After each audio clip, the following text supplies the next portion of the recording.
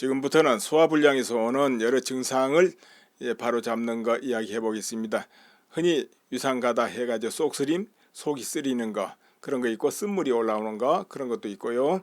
그리고 식도가 화끈화끈하는 식도염도 있고 후두염이 있어가지고 목소리가 잦아들기도 하고 그리고 그 정도는 아니라도 늘 목에 가래가 끼고 이런 증상이 있는 경우 이런 경우가 결국은 다 소화기 장애에서 오는 겁니다. 이 소화기 장애가 오면은 위산이 역류한다 이런 역류 현상이 일어나게 되죠.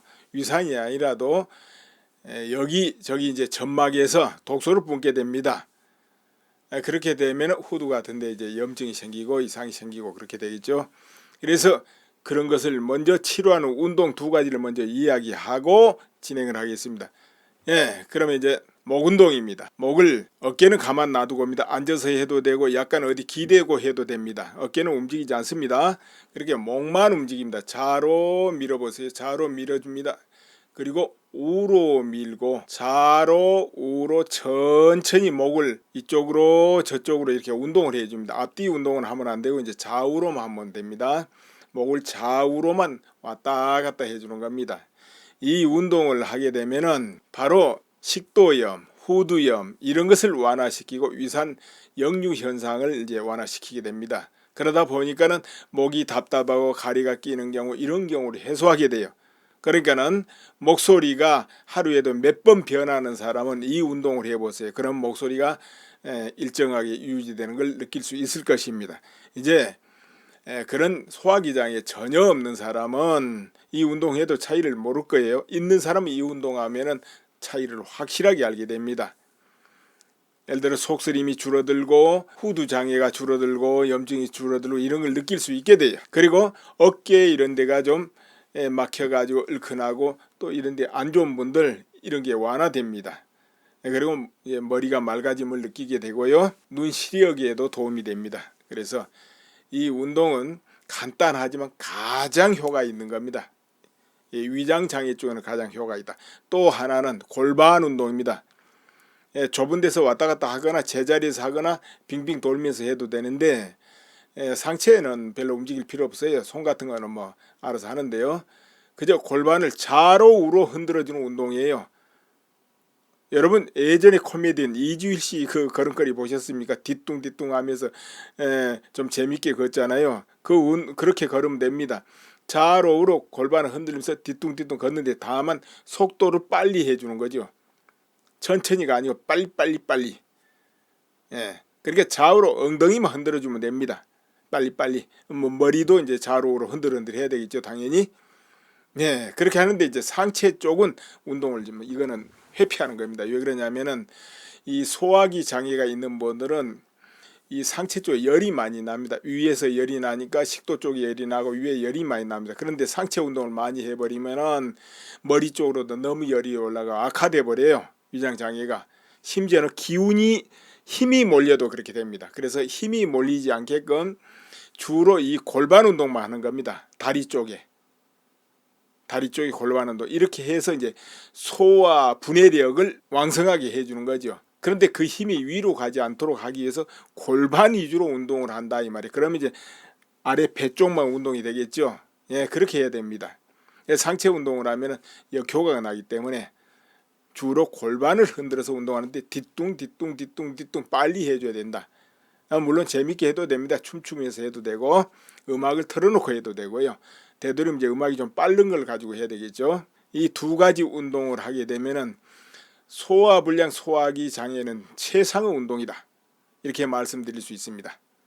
나이가 들고 연세가 이렇게 들면 효소 분비가 줄어들기 때문에 위산가다라든지 이런 게 막 생기고 해서 속쓰림이 일어나고 식도염. 이 식도 쪽이 가슴 그 중심 안쪽이죠. 거기가 화끈화끈하는 식도염. 이것도 굉장히 고통스럽죠. 그런 거 생기면. 그리고 이제 우리가 소리가 나는 성대 쪽이 이제 후두 쪽인데요. 그쪽에 또 염증이 잘 생기고 위산역류 이런 것이죠. 위산역류라 그래요. 양의에서는 유산역류 이렇게 말하는데 아무튼 그 역류 현상 이런 거 있으면서 염증이 많이 생깁니다. 그래서 이제 그런 걸 막으려면 배가 따뜻해져야 돼. 배가 차가우면 위산 가다가 일어나고 위산 역류가 일어납니다. 그렇기 때문에 이제 소화기 쪽에 문제가 있는 사람은 반드시 이 하체 운동을 많이 해줘야 돼요. 하체. 주로 이제 골반 운동한다 이렇게 생각하면 됩니다. 과민성 대장 증후군 들어보셨습니까? 위장장애 중에 가장 어떻게 보면 고약한 것이 과민성 대장 증후군이거든요. 이 경우는 어떤 음식을 먹어도 전부 물똥을 싸버리고 설사를 해버립니다. 그러다 보니까 어떤 일이 벌어지냐면은 영양분을 흡수할 수가 없어요. 영양분을 흡수 못합니다. 그럼 이제 몸에 있는 단백질 분해해 가지고 생명을 유지해야 되겠죠. 그러다 보니까는 몸에 근육이고 뭐고 다 녹아버립니다. 이 상태가 지속되면은 그래서 그냥 훌쭉 살이 빠져버리고 급속하게 이제 노화 현상이 일어나죠. 늙어 보입니다.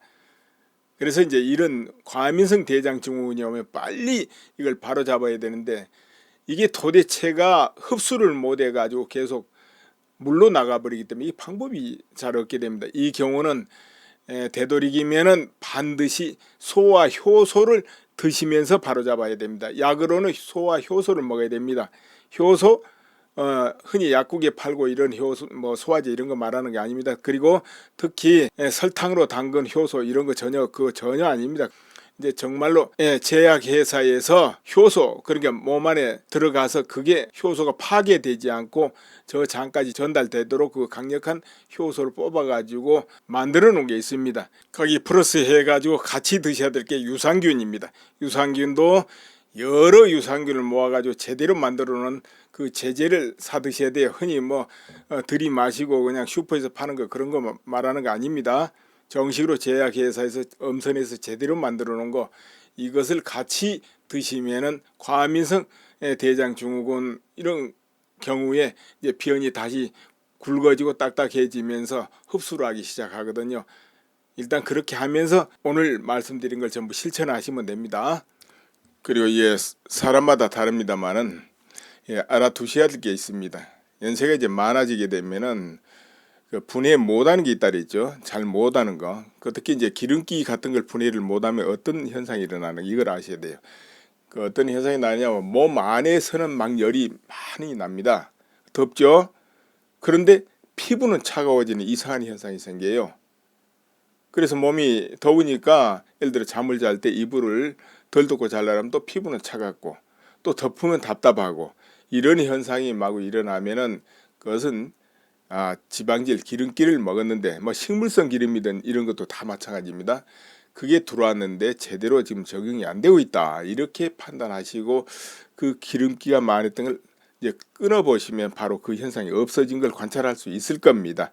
그 자세히 관찰 안 하면 잘 모릅니다. 이거 그렇게 대응해 보시고 또 유당 같은 거 우유에 들어있는 유당을 분해 못하는 경우 이 경우 제가 말씀드렸습니다만은 배에 가스가 차고 소화가 더불어가고 안 되고요. 소변이 장애 일어난다. 소변 그러니까 소변 분리 소변이 시원하게 안 나온다든지 아니면은 머리나 눈 이런 데 열이 많이 나고 목이 답답해진다든지 이런 증상들이 이제 나오지요. 그래서 그런 증상이 있는가 이거 관찰해 봐야 됩니다. 그런 게 없다면 상관이 없어요. 그리고 또 단 것입니다. 그냥 당분 이것이 많이 들어가면 몸이 또 열이 나고 목이 막 껄껄하고 잠을 잘 때 입이 바짝바짝 타는 경우가 또 있습니다. 이 경우는 또 당분을 주의해야 됩니다. 이 경우 나이가 한창일 때는 이런 증상이 잘 없는데요. 나이가 들어가면서 이런 증상이 올 때는 그 부분에서 주의를 해야 된다 이런 것입니다. 소화기 장애가 있다 그렇게 오래 시달린다 하면은 위 상태가 상당히 과민 상태에 있어요. 조금 심하면 여기저기 흠집이 있고 상처도 있고 그렇게 되겠죠. 자 그런데 이런 경우에는 신거를 많이 먹게 되면은 이제 유산 분비가 더 심해지면서 굉장히 힘들어지게 되죠. 그래서 위가 문제가 있다 이런 분들은 신거는 좀 피해야 됩니다. 많이 줄여야 됩니다. 아주. 그리고 드셔도 약하게 드셔야 돼요. 그리고 또 너무 매운 거 이런 자극성 있는 거 피해야 되겠죠. 그리고 이제 이 간장은 괜찮은데 된장은 또 위에 문제 있는 분한테는 지장을 굉장히 줍니다. 된장이 좀 막 쏘는 맛이 있거든요. 그게 간장에 비해서 그렇기 때문에 그런 거 잘 고려하셔야 되고, 그리고 찬물을 먹게 되면은 점점 이 위산 역류 있는 분들은 더 심해지고 위산 가다 있는 분들 더 심해지고 그렇습니다. 그렇기 때문에 반드시 체온하고 같은 따스한 물을 먹어야 돼요. 그렇다 뜨거운 물 드시라는 건 아니고 그냥 미지근하거나 아니면 따스한 물. 여름 같은 경우는 그냥 상온에 내놓은 물, 냉장고 물 말고요, 상온의 물을 이렇게 드셔야 되고, 되도록이면 체온하고 같은 물을 드시려고 해야 됩니다. 그래야 되고, 또 더운 물이 약입니다. 속이 쓰리거나 답답하거나 조금 부담스럽거나 할 때는 그냥 더운 물을 드시면 다 해소됩니다. 굳이 뭐 중화제다 뭐다 이렇게 막 드실 필요가 없습니다. 약 안 먹어도 됩니다. 이런 경우도 유효합니다. 목이 왠지 간질간질하면서 뭐가 자극을 주면서 그러면서 기침이 콜록콜록 날 때 있죠. 그것은 추워서 나거나 더워서 나는 그런 기침하고 좀 다릅니다. 그냥 거꾸로 오니까 콜록콜록 하는 거예요. 해소하려고. 이제 그런 경우에 바로 더운 물을 먹으면 내려갑니다. 왜 그러냐면은 그 경우는 주로 산이 역류돼서 나오는 현상이에요. 그러니까는 이 점막에서 독소를 뿜거나 이래가지고 나오는 현상입니다. 자극을 주는 거예요. 그래서 목이 간질간질하고 껄끄러우니까 칵칵 기침을 하는 거죠. 불편해서 기침하는 거예요. 위나 기관지가 문제가 생겨서 기침보다는. 특히 후두가 안 좋으신 분들 이런 일 많은데 이 경우에 바로 더운 물이 약입니다. 그리고 아까 말씀드린 소화 효소제는 과민성 대장 증후군 그런 거 아니면 굳이 안 드셔도 돼요. 조금 변이 무르고 좀 안 좋다 또는 소화 이 기능에 문제 있다 할 때는 그것을 드시면서 아까 목 운동이다, 골반 운동이다, 그리고 더운 물을 먹는다, 음식을 관리한다 이렇게 해줘야 되겠죠. 그리고 이제 목에 지장을 일으키지 않고 상체에 열이 많지 않은 분들은 또 음식 중에 배를 따뜻하게 하고 소화력을 돕는 방법이 있습니다. 그건 간단하게 생강차가 있습니다. 생강차, 가루를 조금 넣어서 끓여가지고 그 물만 마시는 겁니다. 팔팔 끓여가지고 그 물을 좀 식혀가지고 그 물만 마시는 겁니다. 찌꺼기는 버리고요. 이 생강차가 굉장히 도움됩니다. 다만 가슴 위로 열이 있고 목이 답답하고 이런 분은 생강차는 안 맞습니다. 굳이 먹는다 하더라도 며칠 먹고 끊어야 돼요. 그런 경우는.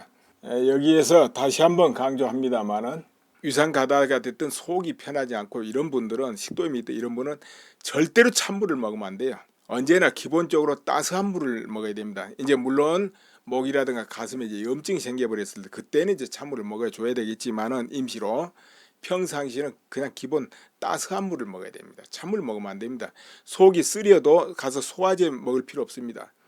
그때마다 찔끔찔끔 계속 그 따스한 물 먹으면 다 멀쩡해집니다. 약 먹고 속 버릴 필요 없습니다. 따스한 물로 다 안정시킬 수 있습니다. 여러분 해보세요. 속이 조금 안 편하거나 아니면 목에 가리가 끼거나 답답하거나 식도 쪽이 화끈되거나 어떤 경우라도 따스한 물 그때부터 드셔보세요. 물론 따스한 물 많이 먹을 필요 없습니다. 그냥 찔끔 몇 번 나눠서 이렇게 마시면 돼요. 그렇게 하면 다 편해집니다. 예전에 속 쓰리면 약이 없을 때 어떻게 했나요? 소다 막 털어 먹고 그랬거든요. 그럴 필요 없어요. 부작용 많이 나는데 이제 그렇게 하시면 되거든요. 자, 이렇게 해도 올라오는 거는 늘 올라오지 않겠습니까? 그래서 그것이 안 올라오게 하려면 음식도 바꿔야 돼요. 위산 쪽에 가장 안 좋은 게 뭐냐면은 신 것을 많이 먹는 겁니다. 신 거 아니면 자극성 있는 거. 신 거가 뭐 있으면 과일 종류도 신 과일이 많습니다. 그러면 이제 뭐 요즘에 슈퍼에서 파는 것도 신 것이 많이 들어 있습니다. 이런 것은 먹으면 안 돼요. 신 걸 많이 먹으면 유산은 점점 과다가 일어납니다. 위장병에는 아주 상극이 돼요. 그러면 이제 주로 쓴 거 이런 걸 많이 먹어야 되는데 쓴 거. 자, 그러니까는 신 것을 많이 먹는 걸 금해야 돼. 만약 과일을 그런 신과일을 좋아한다면 그거 끊어야 돼요. 그렇게 해야 쓴물이 안 올라오고 속쓰림이 안 생기고 식도염이 안 생기는 거예요. 그리고 고구마라든지 밤이라든지 햇거 있잖아요. 했거 이제 캐고 이제 딴 거 이런 것은 그 식품 자체 안에 굉장히 자극성이 이렇게 많습니다. 그러다 보니까 그런 걸 먹으면 이 식도가 화끈화끈하고 막 속이 쓰립니다. 민감한 사람 심해요. 멀쩡한 사람들이 많지만은 그 위장병 있는 사람 반드시 바로 작용합니다. 그래서 그런 경우는 피해야 돼요. 다만 이제 한 달, 두 달 지나가지고 숙성된 건 괜찮습니다. 숙성이란 것은 이제 캐거나 따가지고 한 달 내내 두 달 이렇게 이제 방치해 놔가지고 저절로 안에서 성분이 순화된 걸 이제 숙성됐다라거든요. 그 경우는 이제 먹어도 괜찮고, 특히 이제 고구마 같은 거 껍질을 완전히 벗겨 가지고 삶아버리고 이러면은 이제 괜찮죠. 그러나 그렇게 해도 안 되면 먹으면 안 되겠죠. 그리고 라면 같은 거 이런 것처럼 막 그 맛있게 한다고 많이 뭐가 들어있지 않습니까? 이런 거 먹으면 막 쓴물 넘어오고 그러니까 그런 거 먹으면 안 됩니다. 예, 그런 증상이 있는 사람 라면 먹으면 안 돼요. 예, 육아 지나치게 민감하고 그리고 방광이 민감한 분들, 이런 분들이 우리가 식품에서 좋은 거는 치즈가 있습니다. 치즈를 적당하게 드시면은 위장 장애가 있는 분들하고 그리고 방광에 이상이 있는 분들이 그 부분에서 빨리 회복되게 됩니다. 그러니까 오늘 말씀드린 걸 전부 실천하고 지키면서 치즈를 드시게 되면은 위나 방광에 민감했던 곳 그리고 상처난 곳 이런 부분이 해소되게 된다 이겁니다. 편안하게 됩니다. 이제 그 경우는 많이 민감한 경우입니다. 네, 그리고 뭐 생강이라든지 이 후추라든지 뭔가 자극성 있는 거 이런 것은 굉장히 위장병 있는 분들한테는 안 좋습니다. 그렇기 때문에 그런 거 피해야 됩니다. 예, 과식이 안 좋다 이런 말씀 들어봤죠. 많이 먹는 건 안 좋습니다. 그런데 이 과식이요 두 가지가 있습니다. 뭐냐면은 이것저것에서 양을 많이 먹는 과식도 있지만은 한 가지 식품만 많이 먹어버리는 거. 예를 들어 단백질만 많이 먹어버린다든지 지방질을